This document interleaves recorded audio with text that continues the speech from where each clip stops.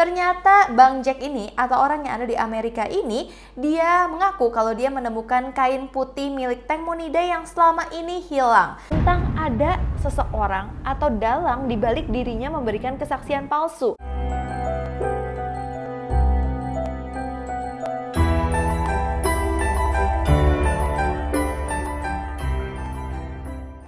Guys, welcome back to my channel. Perkenalkan, nama aku Syira Antoinette dan hari ini aku akan kembali menguak kasus dari Tank Monida.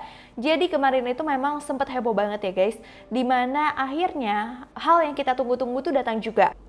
Oke, sebelum kita membahas soal Getik, aku lagi mau bahas tentang yang viral dulu nih guys. Di sini Mr. Tai kemarin ini kan ada rumor kalau Mr. Tai itu mundur dari kasus Tank Mo. Tapi ternyata sekarang Mr. Tai muncul lagi bersama pengacara Krishna. Kali ini Mr. Tai itu melakukan live streaming dengan Bang Jack berasal dari USA. Kenapa tiba-tiba live streaming sama orang yang ada di Amerika ya guys? Kayak jauh banget tiba-tiba. Ternyata Bang Jack ini atau orang yang ada di Amerika ini, dia mengaku kalau dia menemukan kain putih milik Tank Monida yang selama ini hilang. Tapi kenapa ada di USA? Jadi Bang Jack itu mengaku juga kalau misalkan dia mendapatkan kain putih itu dari seorang warga di Thailand yang tidak mau dikasih tahu identitasnya apa karena dia itu takut banget. Nah, warga tersebut katanya tuh tahu apa yang sebenarnya terjadi. Jadinya dia kasih tahu deh bukti tersebut ke Mr. Jack ini atau ke Bang Jack ini untuk kayak diselidiki lebih lanjut. Nah, Bang Jack ini akhirnya melakukan live streaming dengan Mr. Tai dan pengacara Krishna dan kasih tahu tentang rok ini, dimana di rok ini ada merah-merah. Terus juga roknya katanya nanti akan dites DNA tapi tidak dikirim ke Thailand guys. Jadi mau tes DNA-nya itu di California, USA. Mungkin karena ya orang-orang juga dan Bang Jack juga takut kalau misalkan dikirim Thailand, takutnya tidak sesuai dengan apa yang terjadi sebenarnya. Tetapi kali-kali aja ya orang-orang tuh udah mulai pada curiga lagi. Soalnya ini seperti pengalihan isu aja. Karena aneh banget juga. Kenapa warga di Thailand itu kan misalkan dia mengetahui rok tersebut, dia bisa kasih ke dokter Porntip yang udah pasti menolong kasus Tank Mo atau orang-orang yang memang dekat sama Tank Mo. Karena banyak juga yang percaya kalau kain putih seperti itu tuh banyak banget guys.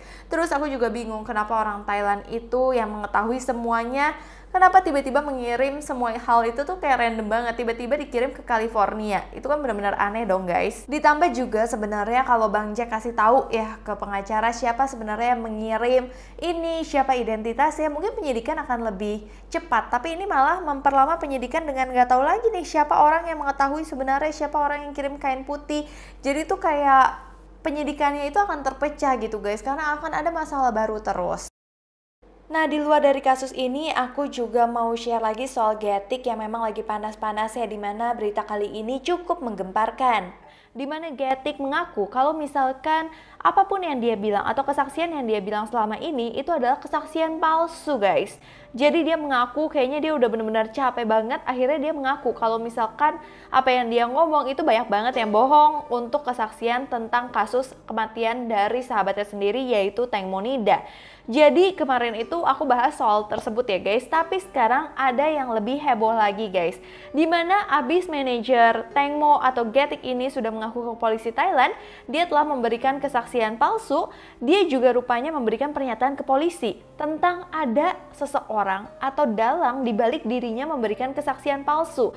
Jadi selama ini apa yang dia omongin itu tuh semuanya udah di script, udah di skenarioin, udah dibuat, di setting sedemikian mungkin untuk dia bisa ngomong ke polisi. Berarti kan apa yang dia omong itu berarti ada yang rekayasa kan guys. Ada orang di balik Getik dan Getik mengakui itu gitu. Tapi orang tersebut Getik udah benar-benar menekankan kalau tidak ada sosok VVIP di dalam kasus ini. Dia tahu ya kalau isu yang beredar kalau mereka itu memang ada sosok VVIP dan sebagainya. Di sini Getik seolah-olah membela sosok tersebut kalau sosok tersebut benar-benar ada ya guys. Dia bilang kalau sosok VVIP itu tidak ada kaitannya dengan kasus ini gitu guys. Yang ada adalah seorang pengacara. Nah, di sini yang bikin netizen juga heboh banget. Pengacara siapa nih guys? Karena Getik bilang dia itu merasa dimanfaatkan sama pengacara ini nih guys. Dia juga udah ngomong ke polisi tentang pengacara ini. Nah, pengacara ini yang diduga telah menyeting apapun yang diomongin Getik ke polisi harus gini, itu pengacara ini nih yang dibilangin Getik. Jadi, aku nggak tahu ya Getik itu berkata sekarang kejujuran atau bukan. Atau jangan-jangan yang dibilang Getik itu adalah kebohongan untuk menutupi kebohongan. Karena dia membuat ya statement ini seolah-olah supaya kita tidak berpikir ke VVIP, kita berpikir ke pengacara ini guys. Nah, banyak yang menduga kalau pengacara yang dimaksudkan Getik itu adalah pengacara TUM yang merupakan seseorang atau sosok yang membela kasus dari Tengmo. Kalau misalkan itu benar-benar pengacara TUM, ini kasusnya jadi belibet banget sih guys. Terus kalau kalian nanya, gimana sih sebenarnya kondisi Getik dan teman-temannya? Menurut aku kondisi Getik dan teman-temannya sekarang tidak baik ya guys. Karena masing-masing seperti banyak orang bilang, masing-masing tuh pingin selamat dari kasus ini, dimana mereka itu kayak memberikan kesaksian jadi berbeda-beda. Bahkan Getik bilang, aku berharap teman-temanku yang lain, 4 temanku yang lain akan memberikan kesaksian yang sejujur-jujurnya karena dia sudah memberikan kesaksian sejujur-jujurnya. Jadi seolah tuh kayak pingin selamat sendiri gitu. Tapi Getik juga udah ngomong beberapa hal kepada pihak kepolisian, tapi pihak kepolisian tidak bisa memberitahukan semuanya karena masih dalam proses penyidikan juga guys. Tapi Kolonel Pol Jaturon menolak untuk merinci tentang pengakuannya. Tapi semua pengakuannya udah dicatat sama pihak kepolisian dan orang yang diduga merencanakan itu semua juga nantinya akan dipanggil oleh pihak kepolisian walaupun kita belum tahu siapa. Tapi aku yakin suatu saat atau besok-besok juga udah ketahuan orang tersebut tuh siapa guys. Karena kan pasti dipanggil. Terus di situ juga ada wartawan, pasti ya ketahuan juga gitu guys. Dan Getik akhirnya menyusul Paul, Robert dan juga Sen didakwa memberikan pernyataan palsu kepada polisi yang dapat menyebabkan kerusakan pada orang lain. Tapi aku lagi bingung banget ya, kenapa dari pertama kasus ini ada, semua tuh pada nggak fokus ke job gitu. Kayak aku tuh jarang banget ya, udah part keberapa pun, aku jarang banget ngebahas soal job gitu. Kenapa ya?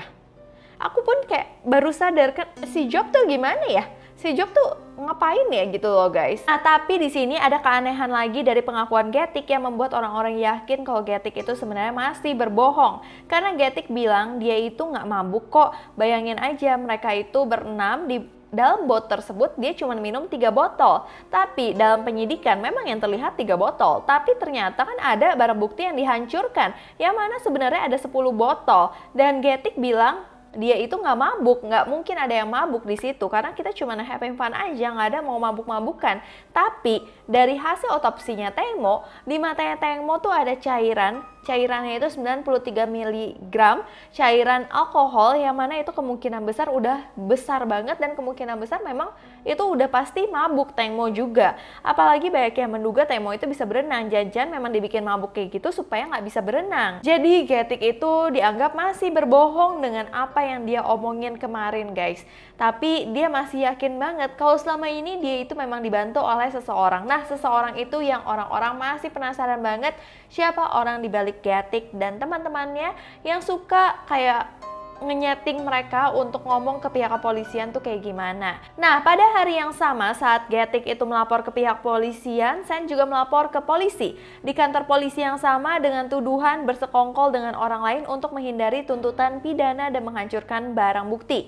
Nah, pada 3 April, Sen itu datang ke kantor polisi dan menjalani pemeriksaan selama 4 jam. Menariknya, di sini Sen berbeda dari Getik. Sen itu masih kekeh, masih ngotot banget kalau dia memberikan kesaksian seperti awal. Kalau Tengmo pergi buang air kecil dan jatuh ke sungai Chao Phraya. Jadi tipenya Sen tuh kalau udah berbohong ya udah bohong aja, udah nggak usah ngaku-ngaku lagi gitu loh kayaknya ya.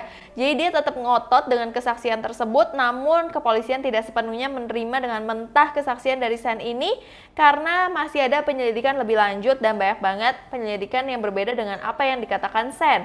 Seperti dimana tidak ditemukannya bekas urin dan sebagainya, itu kan agak aneh kan guys. Tapi banyak banget yang salah fokus juga dan kesel sama Sen, dimana Sen itu kemarin ini sebelum dia ditangkap, dia sempat mengabadikan di akun Twitternya, aku gak ketemu fotonya, mungkin udah dihapus ya guys. Dia melakukan pesta bersama rekan-rekannya di tempat tewasnya Tengmonida, Sungai Chao Phraya.